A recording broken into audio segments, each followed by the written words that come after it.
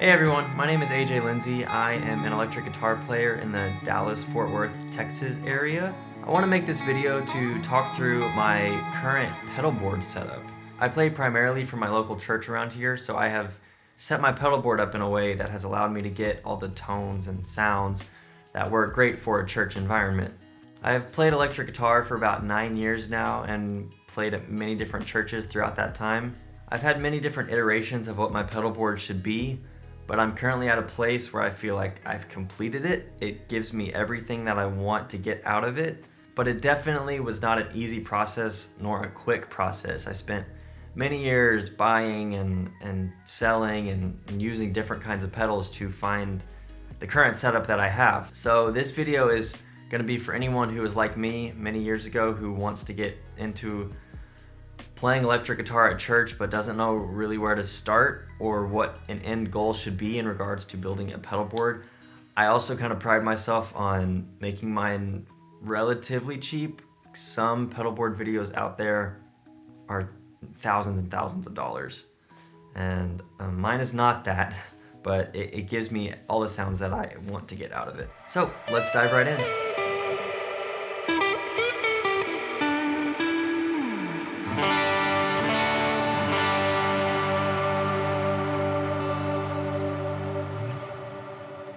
Alright, so the first pedal that I go into from my guitar is the JHS 3 Series Compressor. I started out with an MXR Dynacomp, but over time the noise that pedal created got to be on my nerves a little bit, so I knew I wanted to upgrade and I looked at a few different compressors, but settled on this one because I like JHS as a company, and the 3 Series is a relatively cheap series of guitar pedals. So this is only $99, and I think it works great. It's definitely less noisy than my Dynacomp, and I really like the way that it doesn't change the dynamics of my guitar playing. If you don't know what a compressor is, in summary, it takes the loud notes or the loud parts that you are playing, makes them a little bit quieter, and it takes the quiet parts that you're playing and makes them a little bit louder. You can adjust that setting to where it can have more of an effect on your playing, or it can have just a tiny bit of effect. So I set both the attack and the sustain knob just a little bit above 12 o'clock because I don't want my compressor to change the dynamics of my playing very much, but I do want it on so that I'm not playing anything that's too loud or anything that's too quiet. This pedal is always on. I like that it gives me somewhat of a more consistent volume as I'm playing. So that's the compressor that I use. And just a quick tip, compression pedal is usually the first one in your signal chain. You want the cleanest tone to go into your compressor.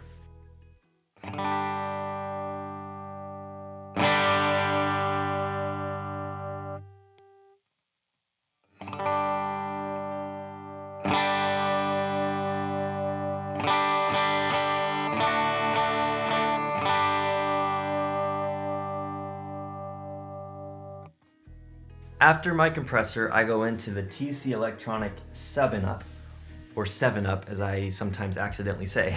This is an octave pedal similar to a POG if you're familiar with the POG series of pedals, but it's cheaper than a POG, and it maybe doesn't do as many things, but for my purposes, I think this is a great pedal. Again, this is relatively cheap compared to some other octave pedals, and it gives you 4 settings, including your dry signal, so you can control the volume of the signal coming in. You have an octave up, you have an octave down, and you have 2 octaves down, which is really interesting because this pedal can allow you to play an electric guitar, but it can sound similar to a bass guitar. So if you are trying to record something and you don't have a bass guitar around, you can turn the 7-Up on, turn your dry signal all the way down, and then turn 2 octaves down a bit up, and you can get a bass sound. So there's 3 settings on here. There's Poly, Tone Print, and Classic. Each one of these provides a different kind of tone or different sound.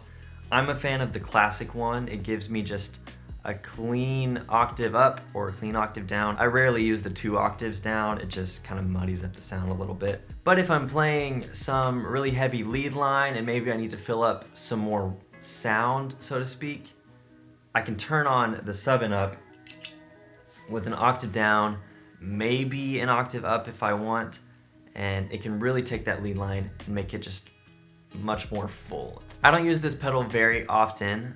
If I am the only electric guitar player on stage, I will turn it on again for lead lines or swells.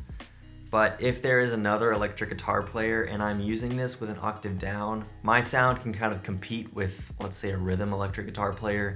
We don't want to be playing in the same octaves. So if he's playing parts on the middle of the neck or the lower side of the neck, and I'm playing parts high up on the neck, if I have an octave down, it's going to be conflicting with the sounds coming out of his guitar. So again, I don't really use it if there's two electric guitar players, but I will if it's just me and I need to make my sound more full.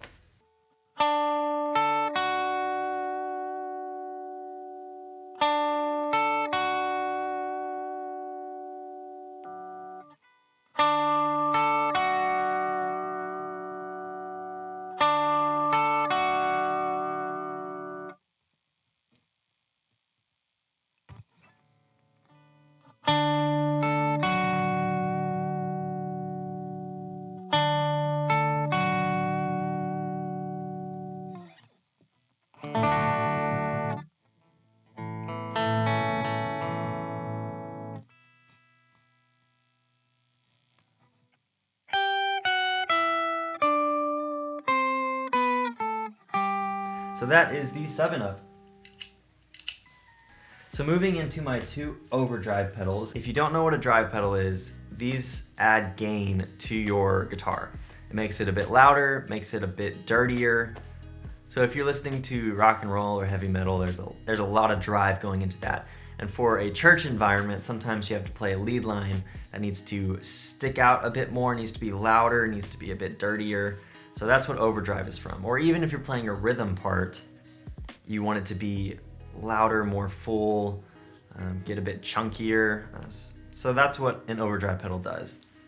So I have two. I started out with just the OCD, and it was a great pedal for a long time. I'm not sure I can recommend this pedal because I don't think this company is in business anymore. But if you're able to get your hands on an OCD or a pedal like an OCD, I recommend it. Again, it was one of the first pedals that I ever had, and I still use it. But I'll get more into how I use it in a second. Let's start with the Morning Glory. So this is a JHS pedal again, similar to my compressor, but it's what they call the Morning Glory. This is the version 3, so I believe they have a version 4 that's out right now, and it's just a great pedal. It is a bit expensive. Like I said, I got it for free from a friend, not working. You could probably buy one used and then send it into JHS and they would fix it up for you. But what I like about this is that it's a very clean overdrive pedal. So instead of making your guitar sound very different, it takes the natural tone of your guitar and just makes it a little bit louder, a little bit more gain, but it still holds the integrity of your guitar. So I usually refer to it as a clean boost. And I think that's what you might hear from other people as well. It's a true transparent overdrive that keeps the sound of your guitar and amp intact, and it just adds a little clarity and dirt where you need it most. So, I try to match the volume to my normal playing without the overdrive on, and then I just give it a little bit more drive. I take the tone down a little bit because I don't want my overdrive sound to be too brittle or harsh sounding or kind of hurt your ears. So I take the tone down a bit to make it a little bit more warm. And when I use it, it has a bright blue light on it, which I'm also a big fan of. But yeah, that is my Morning Glory. Out of my Morning Glory, we go into the OCD. So again, I talked about this a little bit earlier, but what I use this pedal for is really heavy gain. So if I'm playing a really big lead line, I'll throw this on to cut through the mix, but this pedal can really do a lot. As you can see, I have the drive down a bit, and again, the tone's pretty low. Similar to the Morning Glory, I don't want it to become brittle or be harsh on the ears or anything, so I keep tone pretty low. Drive, I only put to about 10 or 11 o'clock. That gives me enough gain. If I went any more than that, it would just kind of stop sounding like church music. And again, I use this pedal board for church music. But if I wanted to play rock and roll, I definitely could by turning this drive up. And again, I try to match the volume to what I'm playing with my clean tone. maybe a little bit louder. I don't want my clean tone to be too quiet. If I'm playing a live set with my overdrives on and they're super loud and then I take them off and my clean tone's super quiet, you're not gonna hear my clean tone because the sound engineer is going to EQ and set all the volume levels for when I have my overdriven sound on. So I try to make everything consistent in volume, if not just slightly louder each overdrive you add. So anyway, hope both of those made sense. Those are my two overdrive pedals. I'm a big fan of both. I'm probably gonna keep using both for a long time. The last thing I wanna mention is sometimes I do stack these, and what I mean by that is I'll have them both on at the same time. That's just for a really loud part. If I need, if I need it, I have it there. But other times, if I'm playing parts with just the Morning Glory on and I need a bit more sound, rather than turning this off and turning this on, I just stack them. It's one button push rather than two. So don't be afraid to stack your overdrives. Some people may not do that. I don't see a problem with it as long as you get your settings dialed in a way that allows you to stack them.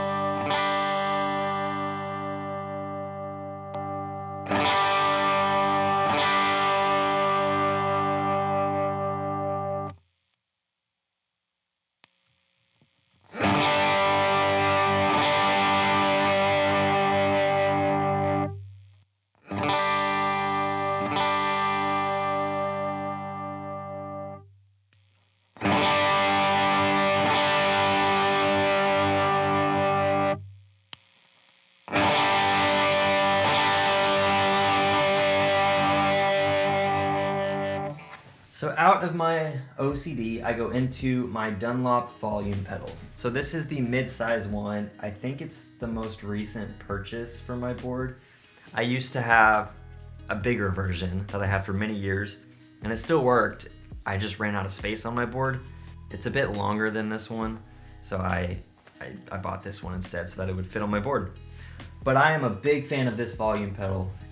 All a volume pedal does is turn the volume on or off based on where it's angled. So if the front is all the way up, your sound is completely off.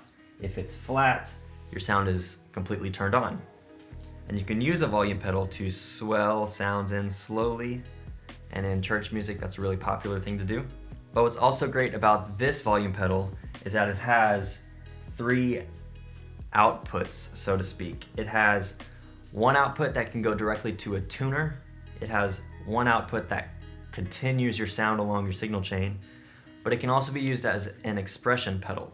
So if you have a pedal that you can control with an expression pedal, such as delays or reverbs, I don't use the expression pedal function. So honestly, I don't know a whole lot about it, but this pedal is capable of doing that. So big fan of this. Another reason I would recommend this Dunlop volume pedal rather than something like an Ernie ball is I find that it's much more reliable and it's smoother. So if I want to swell on, that is super smooth, and you can set, I don't even know what to call it, but the smoothness level. So if you want it to turn on really fast, you can. If you want it to take a while, I guess it's resistance on your swell. So you can have higher resistance to moving it, or you can have less resistance to moving it. Also, something like an Ernie ball volume pedal, it has that string in there that tends to break, and I've just never been a fan of Ernie ball volume pedals. I would much rather have this Dunlop one. I think it's more robust, and also it's black, and I think it looks better. But that's just me.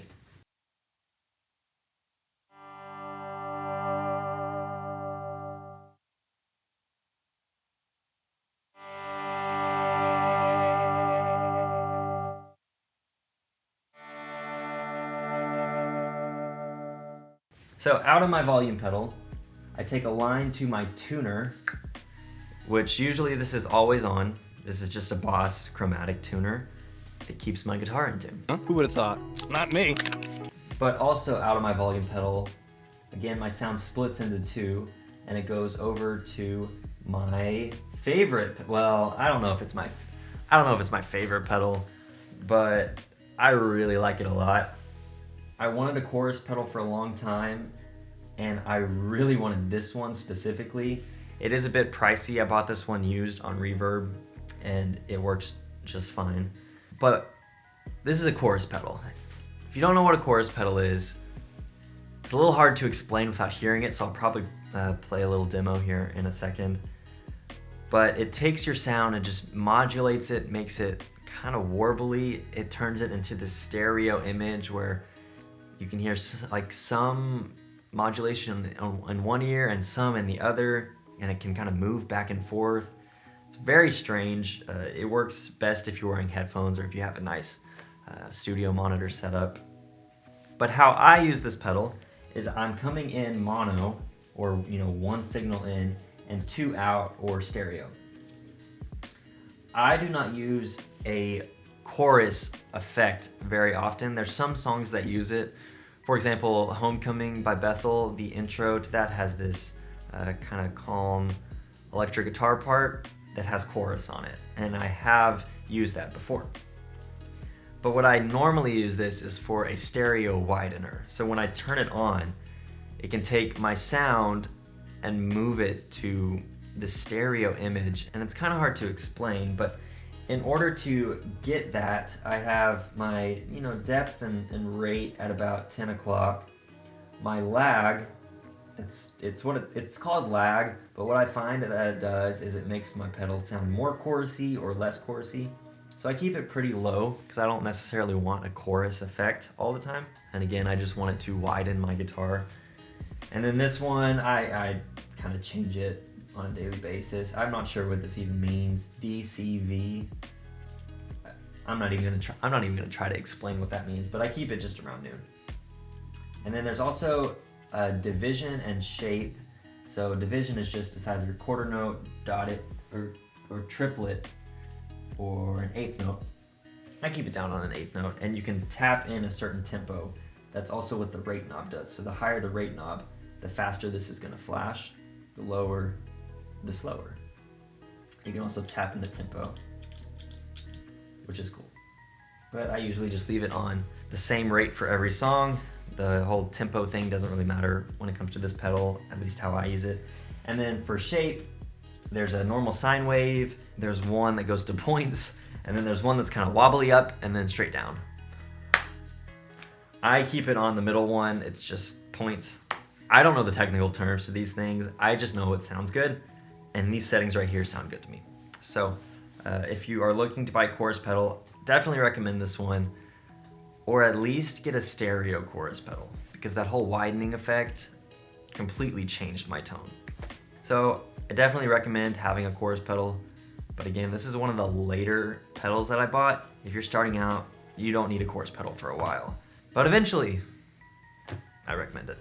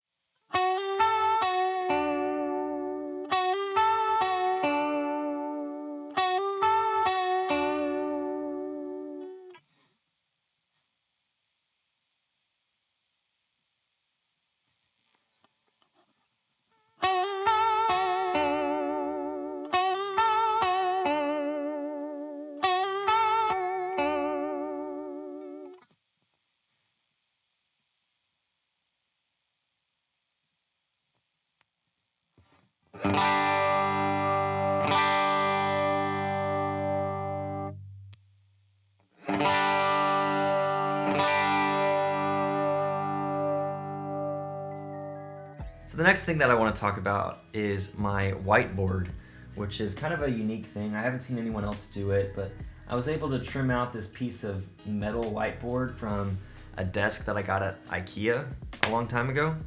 I never used the whiteboard, so I took it off and trimmed out this little rectangle.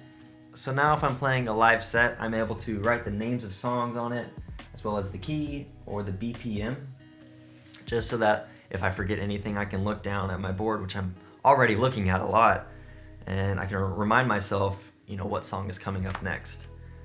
Really handy feature. Also able to wrap some Velcro around a marker, and I can stick that down on my board, which is super handy.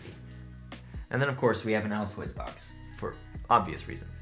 Now let's move back into my pedals, and this is where we enter into the wet effects, the delay and the reverb. Now for a long time I used an Electro Harmonix Memory Boy, which I have right here. This is just an analog delay pedal. It got the job done for many years. I think it's pretty cheap. Well, I honestly don't know if they still make this or not. But just getting a cheap analog, or you can get a cheap digital delay pedal, that's a great place to start. I think delay is one of the most important effects pedals that an electric guitar player can use, because not only can it, you know, echo your sound, if you set them up a certain way, you can almost make it sound like a reverb pedal. But delay pedals do a great job at making your guitar sound more full, and for a church setting, that's super important. But I was able to upgrade to a DD500 a few years ago, saved up for a while, and just decided to splurge. And this delay pedal is absolutely insane. First, you have 12 different delays that you can choose from. You can set a BPM, you can set a note division, you can adjust many different parameters, not only on the knobs here, but also inside of a patch, which is a little hard to see, but each one of these things that I'm cycling through is a different parameter, like effect level, modulation depth, modulation rate, carryover. There's so much that you can do with this pedal, and I can't talk about it all right now. But if you would like for me to go more in depth into the DD500, maybe in a separate video, let me know, leave a comment. I'd be happy to make that video. I probably will make that video at some point. I'd also just really love to talk about how I use it for a church worship setting. I know people usually go to the Strymon timeline when they think of a big digital delay pedal for church music, but I think the DD500 is just as good, and it's also a lot cheaper than the Strymon pedal. So, awesome delay pedal. The fact that I'm able to set patches, save them, come back to them later, makes it super easy in a live set. I can just switch from song to song to song, and it's super easy. So if you're looking to spend some money on a delay pedal, this is the one I would do.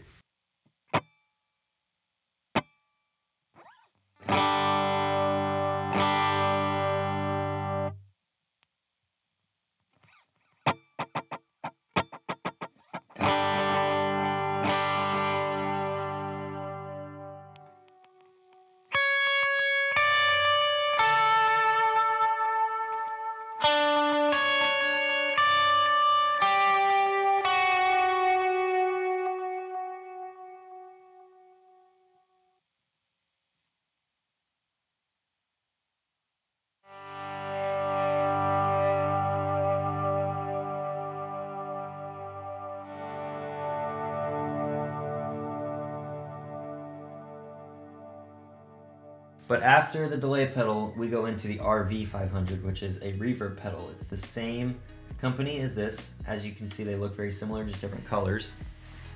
And the RV500, honestly, I think it has more capabilities than the DD500. You can actually set delay inside of the RV500, which is insane. So, you know, maybe if you are gonna splurge, maybe I would go to the RV500 first before getting a DD500, or maybe you just get a smaller digital delay pedal or an analog delay pedal and you use this one primarily. I think that would also work. I don't use the delay functions very much. I should note that the delay functions in the reverb pedal are not as extensive as what you can get in the DD500. So the DD500 definitely does have its benefits, but if you are on a budget, I would probably just do the RV500. But aside from delay, this is still a reverb pedal. It's primarily a reverb pedal, and it can do very similar things, or I should say it can do things in a similar fashion as the DD500. So you also have 12 different kinds of reverbs you can use. You can change a bunch of parameters by going into the patch and changing all of these. There's so many. But also, similar to the delay pedal, and maybe I didn't mention this earlier, you can have 2 reverbs going at the same time, and you can pan one to the left and pan one to the right, which also creates a stereo image. Or you can keep them both center, and you can stack reverbs, you can save patches and go through them later. There's so much you can do. These pedals are awesome. So if electric guitar playing at church is a passion of yours and you do it a lot, maybe don't go for the Strymon pedals. Maybe you should try the Boss. I probably will make a more comprehensive video of the RV500 as well, talk about the settings that I use, and if you're looking carefully, I know I'm hating on Strymon pedals a lot. If you look carefully, yes, that does say Big Sky Cloud. So if you like the cloud settings on a Big Sky, you can make them on the RV500. But you can do so much on this pedal. It's awesome. You should buy it.